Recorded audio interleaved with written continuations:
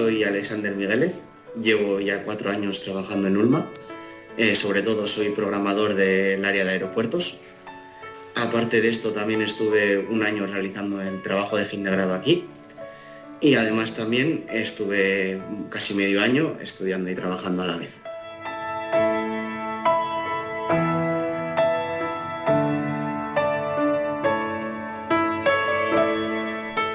Cuando vi el vídeo de Unai me emocioné bastante, ya que sentir que un compañero te valora de esa manera pues te hace sentir muy bien, o sea que algo estás haciendo bien en la empresa.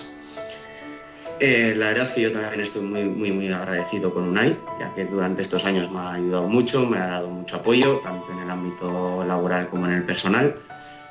Y la verdad que eso me parece que es algo impagable.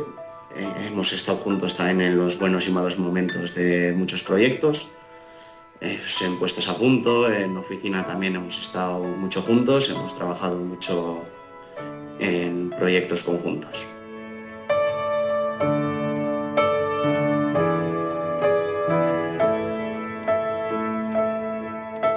Hay muchas personas a las que me gustaría agradecer todo lo que han hecho por mí durante todos estos años, como Izaskun Erauzkin, Iñaki Berroya, Unai Urkola.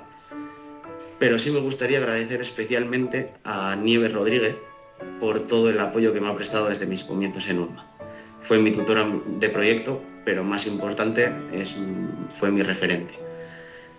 Es la persona que me ha enseñado prácticamente todo lo que sé.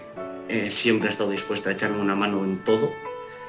Y bueno, con todo esto lo que quiero decir es que muchas gracias, Nieves, por ser como eres y por hacerme sentir parte de esta familia que es Ulma.